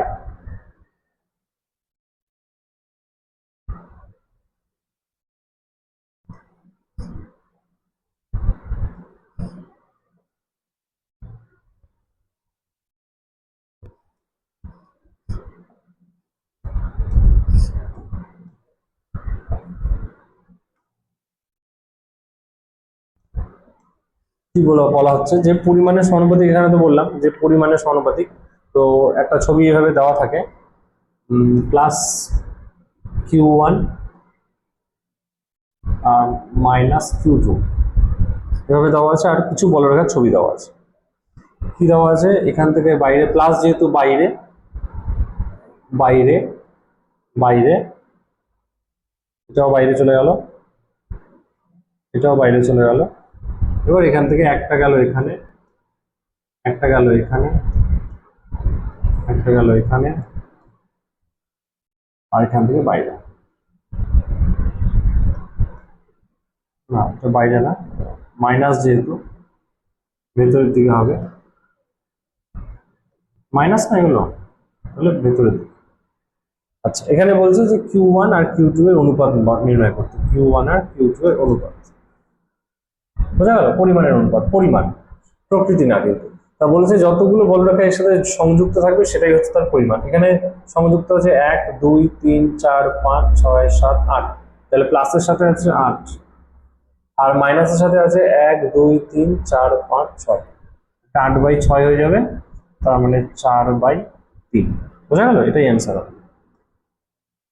এইভাবে তাহলে বলরেখার সাথে আধানের সমানুপাতিক বলতে পারি আমরা সম্পর্কটা। তারপরে কি বলা আছে, যে প্রত্যেক তড়িৎ বলরেখার দু প্রান্তে সমপরিমাণ বিপরীত আধানের অস্তিত্ব কল্পনা করা হয়। ধরো ধরে নিই আমরা এই জায়গাটায় যে এখানে ধনাত্মক আধান আছে, এটা ঋণাত্মক আধান। এবার তো বলরেখাগুলো যাবে এখান থেকে এখানে,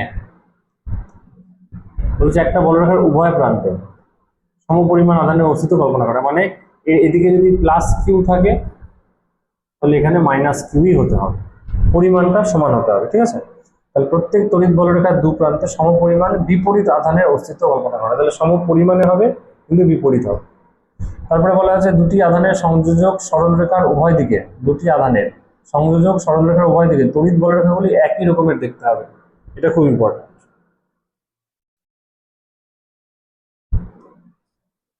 দুটো বলরেখা আমি এখানে দেখাচ্ছি, এটা প্লাস এটা মাইনাস, তাহলে জয়েনিং লাইন হচ্ছে এটা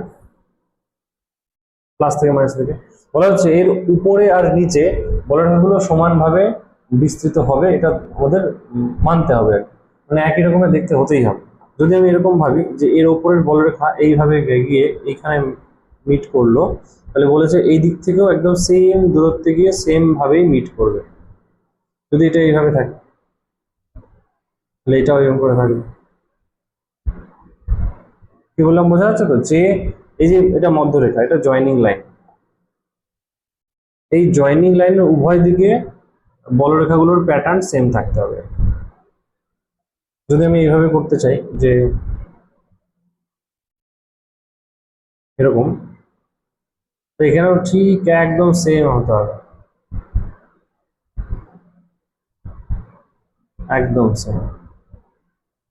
বোঝা গেল? এই যে মিডিল লাইনের উভয় দিকে বলরেখাগুলো সেম পরিমাণে থাকতে হবে। অর্থাৎ ওখানে একটা লাইন লেখা আছে দেখ, যে অর্থাৎ বলা যায় যদি বলরেখার চিত্র সংযোগ রেখার উপরের চিত্রানুযায়ী হয় তবে সংযোগ রেখার নিচের চিত্রটিও একই হবে, তবে যেটা এখানে বলা আছে, তাই না? এখানে যে অ্যাঙ্গেলটা বলা আছে সেটার কথাই পরপর এখানে কিন্তু আমাদের মনে রাখতে হবে। যেমন উপরে যেমন ছিল নিচেও পিডিএফ এর মধ্যে নিচে সেইভাবেই দেওয়া আছে। আমি এখানে ওইটা ছাড়াও আরো 3 রকমের লেখা দেখাচ্ছি, তো এই জায়গাটা কিন্তু আমরা মনে রাখবো। এই যে সংযোগ রেখা এর উপরে যেমন প্যাটার্ন থাকবে এর ঠিক নিচে একদম সেম প্যাটার্ন হতে হবে। বোঝা গেল?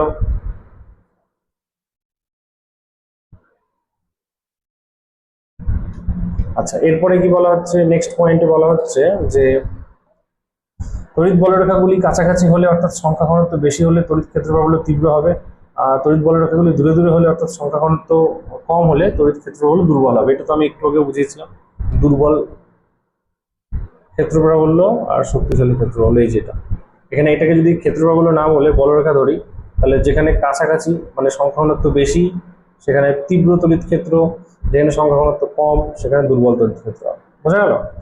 বইয়ের ছবিটাও দেখে নিবি। তারপরে বলা আছে কোনো পরিবাহীর পৃষ্ঠতলের সাথে তড়িৎ বলরেখাগুলি 90 ডিগ্রি কোণ উৎপন্ন করে, অর্থাৎ বলরেখাগুলি পরিবাহী পৃষ্ঠকে লম্বভাবে ছেদ করে। বলরেখাগুলি পরিবাহী পৃষ্ঠকে, যদি কোনো একটা পরিবাহী থাকে, ধাতব পরিবাহী, ধরে নিই এখানে একটা ধাতব পরিবাহী আঁকবো আমরা, এটা ধাতব পরিবাহী। আধান তো সবসময় পরিবাহীর বাইরের পৃষ্ঠেই থাকে, এটা আমরা আগেই পড়েছি। কাজেই যখন আধান ধনাত্মক যদি এটা হয়, ধনাত্মক থেকে তো আমরা জানি বলরেখা বাইরের দিকে নির্গত হয়, তাই না? প্রত্যেকে আমরা জানি এখান থেকে বলরেখাগুলো এইভাবেই কিন্তু নির্গত হবে, একদম স্ট্রেট লাইন, এখান থেকে এরকম, এটা এখান থেকে এরকম, এটা এখান থেকে এরকম, এটা এখান থেকে এরকম, সব লম্ব হয়ে যাবে।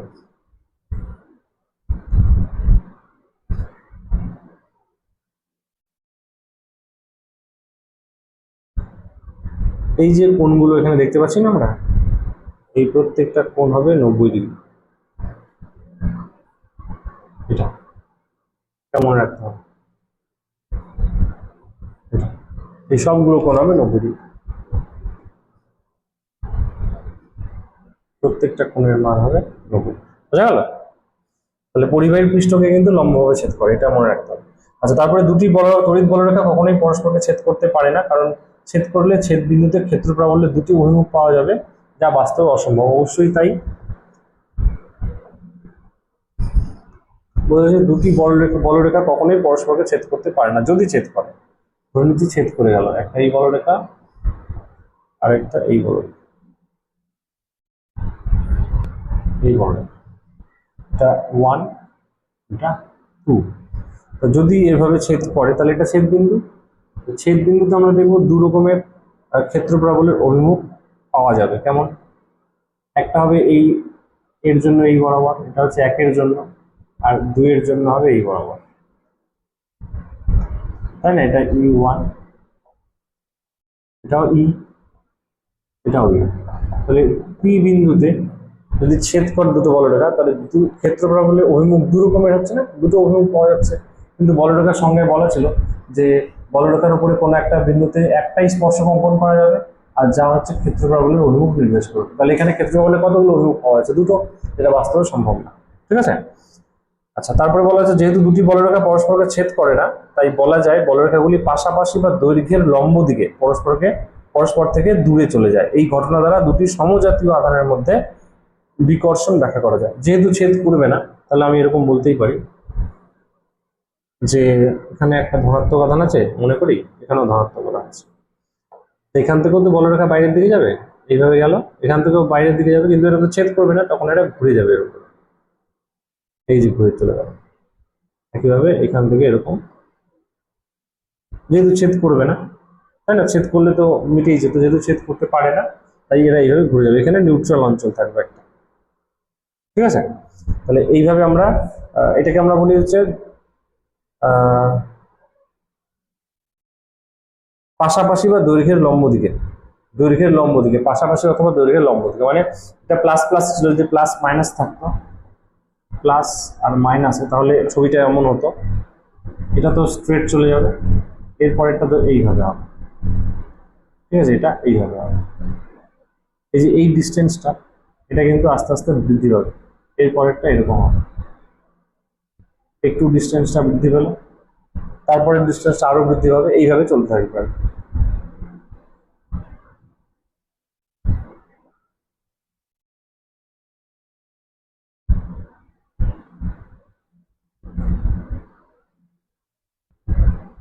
বোঝা যাচ্ছে? এই পাশাপাশি, এটাকে বলে পাশাপাশি বা দৈর্ঘ্যের লম্ব দিকে, ঠিক আছে? বিকর্ষণ করে এটা, এটা একটু আমরা মনে রাখবো, এটা দিয়ে বিকর্ষণকে ব্যাখ্যা করা যায়। আচ্ছা, এরপর বলা আছে সমান্তরাল, ঋজু ও সমদূরত্বে থাকা বলরেখা হলে সুষম তড়িৎ ক্ষেত্র নির্দেশ করবে, আর যদি সমান্তরাল, ঋজু আর সমদূরত্বে না থাকে, তাহলে আমরা অসম তড়িৎ ক্ষেত্র বলবো, ঠিক আছে? যেমন এখানে একটা উদাহরণ দেওয়া আছে, যদি প্রত্যেকটি বলরেখা সমান দূরবর্তী হয়,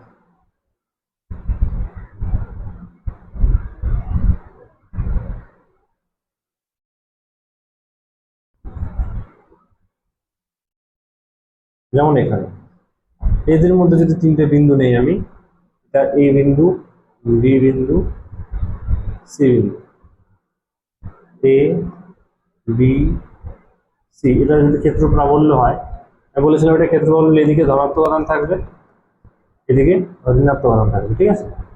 আমরা বলতে পারি এটা সুষম তড়িৎ ক্ষেত্র, কারণ প্রায় প্রায় এই যে দূরত্বগুলো আছে না, এই দূরত্বগুলো আমরা বলতে পারি সমান। তাহলে আমরা বলতে পারি e a equal to e b equal to e c. তাহলে এটা বলা হচ্ছে যে সমান্তরাল রেখাগুলো, ঋজু মানে সোজা, আর সমদূরবর্তী আছে না সবাই, তাই এদের আমরা বলবো সুষম তড়িৎ ক্ষেত্র। বোঝা গেল? আর বাকিটা অসম, যেটা আমি একটু আগে দেখিয়েছিলাম,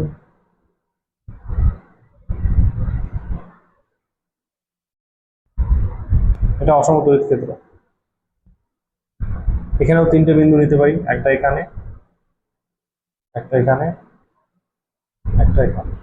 তাহলে সব থেকে এটা এ, এটা বি, এটা সি।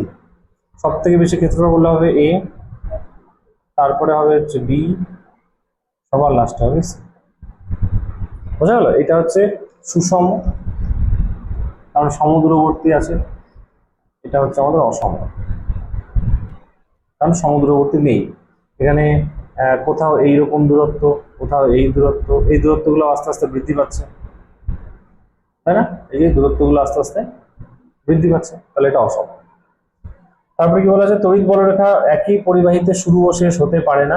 এর থেকে বলা যায় পরিবাহীর অভ্যন্তরে কোনো বলরেখার সাধারণ অবস্থায় থাকতে পারে না, অর্থাৎ পরিবাহীর অভ্যন্তরে ক্ষেত্র প্রবাহ শূন্য হবে। এটা সবসময় মনে রাখতে হবে আমাদের 9 নম্বর। ঠিক আছে, কি বলছে যে একই পরিবাহীর মধ্যে, মানে এটা যদি ধনাত্মক আধান হয় তাহলে কোনো বলরেখা এরকম হতেই পারে না যে এখান থেকে বেরিয়ে গিয়ে আবার এখানের মধ্যে চলে এলো, কখনোই হবে না, এটা সম্ভব না। বোঝা গেল? সবসময় এই আধান থেকে, একটা আধান থেকে নির্গত অন্য আধানেই শেষ হবে, মানে বিপরীত আধানে গিয়ে শেষ হবে। ধনাত্মক থেকে এরকম হতেই পারে না কোনোদিনও যে এদিক থেকে গিয়ে এদিকে গেল। তো যদি কোনো পরিবাহীকে আমরা আঁকি, ধরে নিচ্ছি এরকম একটা পরিবাহী আছে, তো এই পরিবাহীর অভ্যন্তরে মানে ভেতরে এইখানে বলরেখা সংখ্যা থাকবে না, কেউ থাকবে না, এটা শূন্য হবে। সুতরাং এর ভেতরে ক্ষেত্র প্রাবল্য যেটা হবে সেটা শূন্য হবে, কারণ আমরা যদি বলরেখার সংখ্যার সাথে ক্ষেত্র প্রাবল্যের সম্পর্ক আছে, তাই না, সমানুপাতিক সম্পর্ক। বোঝা গেল? তাহলে কোনো পরিবাহীর ভেতরে সবসময় ক্ষেত্র প্রাবল্য শূন্য হবে আর কোনো বলরেখাও থাকবে না। আচ্ছা, এটা অবশ্যই নিচে স্টার মার্ক দিয়ে লেখা আছে, তোরা একটু দেখবি যে স্থির তড়িৎ ক্ষেত্রে এটি সত্য, কিন্তু প্রবাহী তড়িতের ক্ষেত্রে সত্য নয়। তারপরে আমরা পড়বো কেন সত্য নয়। তারপরে পয়েন্টে বলা আছে বলরেখাগুলি দৈর্ঘ্য বরাবর সংকুচিত হওয়ার চেষ্টা করে। দৈর্ঘ্য বরাবর সংকুচিত মানে যে ছবিটা এখানে দেখালাম, এই যে এটা, এই ছবিটা দৈর্ঘ্য বরাবর সংকুচিত, দৈর্ঘ্য মানে এটা, তো এই বরাবর সংকুচিত হওয়ার চেষ্টা করে, তাই যে এখানে ঢেউয়ের মতো বলরেখাগুলো উঠে যায়। বোঝা গেল? এই সংকুচিত হওয়ার চেষ্টা করে বলে এখান থেকে আমরা আকর্ষণ বলকে ব্যাখ্যা করতে পারি। দৈর্ঘ্য বরাবর সংকুচিত হবে, তাই না, দৈর্ঘ্য বরাবর সংকুচিত হলে ওরকম করে উঠে যাবে। আচ্ছা, বলরেখার ধর্ম, তাহলে এখানে আমাদের 14টা ধর্ম ছিল, সবাই এই 14টা ধর্ম একটু দেখে নিবি, এখান থেকে কিন্তু অনেক শর্ট কোশ্চেন আসে। নেক্সট যেটা পড়বো সেটা হচ্ছে বলরেখার সাহায্যে ক্ষেত্র প্রাবল্যের সংজ্ঞা। আমরা তড়িৎ বলরেখার সাহায্যে ক্ষেত্র প্রাবল্যকে ব্যাখ্যা করতে পারি, ঠিক আছে, বলরেখার সাহায্যে তড়িৎ ক্ষেত্র প্রাবল্যকে ব্যাখ্যা।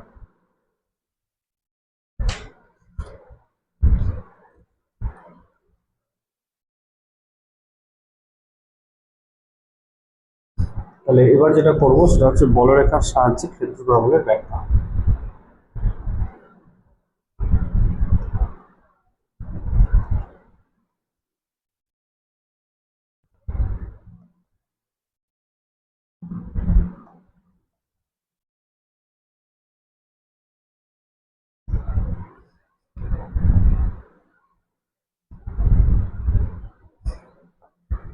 আচ্ছা, স্টেপ বাই স্টেপ আমি দেখাচ্ছি।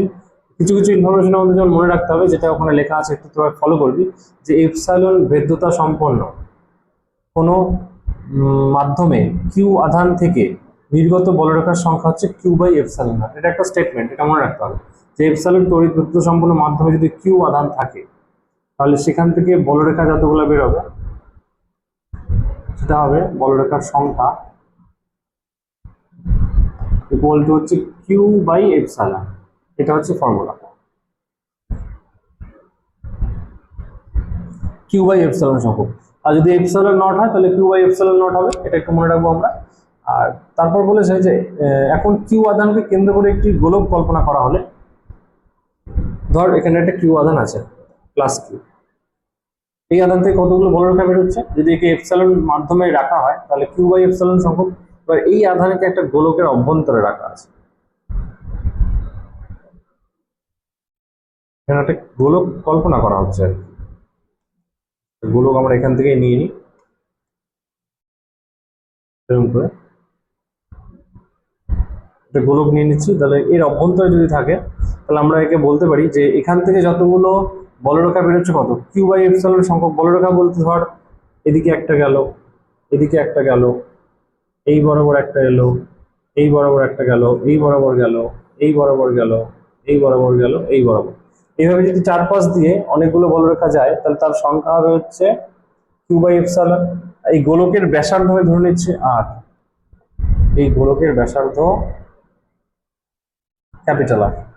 তাহলে আমি বলতে পারি যে 4πr² ক্ষেত্রফল থেকে অতিক্রান্ত বলরেখার সংখ্যা হচ্ছে কিউ বাই এপসাইলন।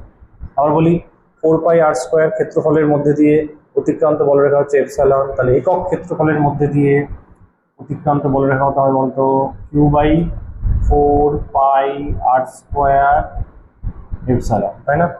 একে যদি সাজিয়ে আমরা লিখি 1/4πε/q/r²। দেখ এটা ক্ষেত্রফলের সংজ্ঞা না? তাহলে একক ক্ষেত্রফলের মধ্যে দিয়ে অতিক্রান্ত বলরেখা। আচ্ছা, এখানে যদি গোলক হয়, আমরা জানি পরিবাহী পৃষ্ঠকে বলরেখা হচ্ছে লম্বভাবে ছেদ করে, পরিবাহী পৃষ্ঠকে বলরেখা লম্বভাবে ছেদ করে। তাহলে একক ক্ষেত্রফলের মধ্যে দিয়ে লম্বভাবে অতিক্রান্ত বলরেখার সংখ্যাকে আমরা কি বলবো? ক্ষেত্রফল বলবো। এটাই আমাদের ক্ষেত্রফল বলবো না যে কোনো মাধ্যমের জন্য। শূন্য মাধ্যমের জন্য আমরা জানি 1/4πε/q/r²। সুতরাং E ইকুয়াল টু একক ক্ষেত্রফলের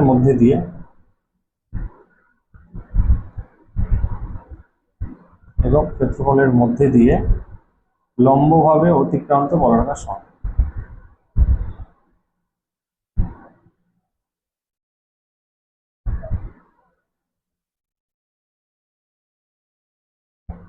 লম্বভাবে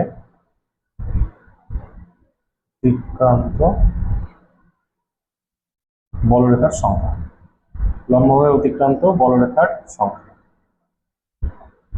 তাকেই কি আমরা ক্ষেত্রফল বলে বলবো। এই তো ক্ষেত্রফলের সংখ্যা চলে আসছে, তাই না? যে একক ক্ষেত্রফলের মধ্যে কতগুলো বলরেখা অতিক্রম হচ্ছে, বোঝা গেল? এই সংখ্যাটা আমরা একটু মনে রাখবো। আর যদি সিজিএস পদ্ধতিতে আমরা করতে চাই, তাহলে ওখানে লেখা আছে E ইকুয়াল টু 4π। যদি এসআই পদ্ধতিতে আমরা করি, তাহলে E ইকুয়াল টু আমাদের আসছে 1/4πε/q/r²। আর যদি সিজিএস পদ্ধতিতে আমরা করি, একক ক্ষেত্রফলের মধ্যে যে লম্বভাবে অতিক্রান্ত বলরেখা, তাহলে পিডিএফে দেখবি E ইকুয়াল টু 4π লেখা আছে। তা ওটা একটু দেখে নিবি তোরা। আচ্ছা, নিচে একটা কথা লেখা আছে যে অর্থাৎ বলা যায় শূন্য মাধ্যমে 1 স্ট্যাট কুলম বা 1 ইএসইউ আধান থেকে 4π সংখ্যক বলরেখা লম্বভাবে নির্গত হয়। 1 স্ট্যাট কুলম বা 1 ইএসইউ আধান থেকে, আর এটা হচ্ছে 1 কুলম আধান থেকে, বোঝা গেল? এটা হচ্ছে 1 কুলম আধান থেকে 1/4πε/q/r² সংখ্যক বলরেখা নির্গত হয়। আচ্ছা, এখান থেকে তাহলে ক্ষেত্রফলের সংখ্যাটা বোঝা গেল। আর পরে একটা স্টার মার্ক লেখা আছে, একইভাবে বলা যায় শূন্য মাধ্যমে 1 কুলম আধান থেকে 1/ε0 সংখ্যক বলরেখা লম্বভাবে নির্গত হবে। যদি 1 কুলম বলি তাহলে 1/ε0, আর যদি 4π কুলম, এই 1 স্ট্যাট কুলম বলি, তাহলে 4π সংখ্যক বলরেখা নির্গত হবে। ঠিক আছে, তো 1/ε0।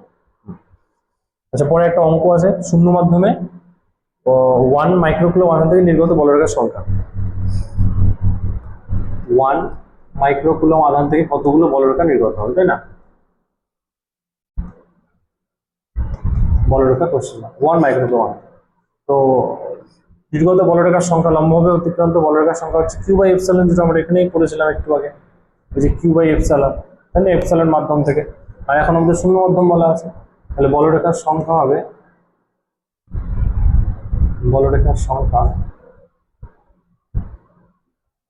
ইকুয়াল টু q/ε0 হবে। তার মানে 1 × 10⁻⁻6 8.854 10⁻⁻12, তাহলে 12 ছিল এটা, দিয়ে এটা চলে এলো আমাদের 1.129 × 10⁵। এতগুলো বলরেখা নির্গত হবে, বুঝা গেল? আচ্ছা, তারপর একটা কোয়েশ্চেন আছে, অঙ্ক আছে যে 80 মিলিগ্রাম ওজনের একটি দোলক পিণ্ড 2 × 10⁻⁻8 কুলম আধান বহন করে।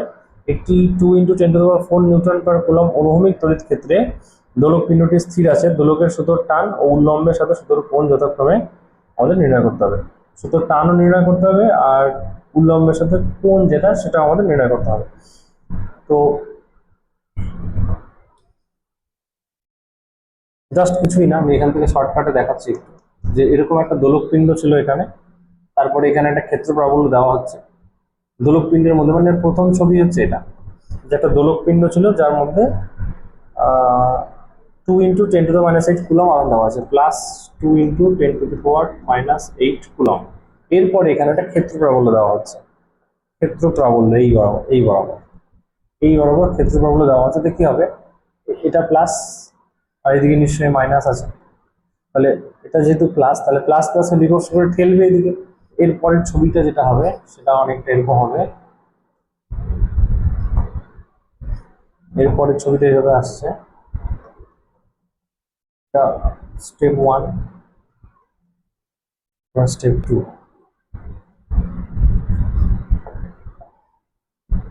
এটা ইনিশিয়াল অবস্থান ছিল, এর দিকে সরে গেল, আর সরে গিয়ে এখানে সাম্যাবস্থায় চলে এলো।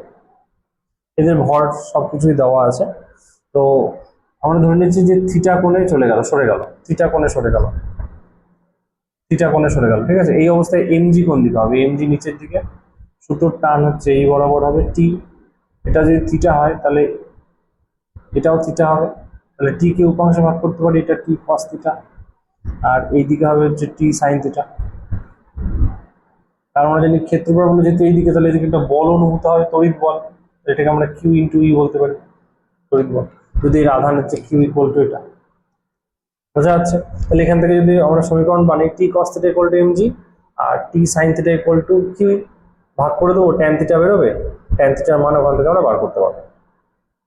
ঠিক আছে, এখানে তো সুতোর টানও বার করতে হবে আর ওই আমাদের থিটার মানও বের করতে হবে। তোরা একটু পিডিএফ থেকে এটা ক্যালকুলেশন করে নিবি। আর সুতোর টান যদি বার করতে হয়, ওই ট্যান থিটা যেটা বেরিয়েছিল আমাদের, theta equal to tan inverse half, যদি theta equal to tan inverse half হয় তবে tan theta equal to half.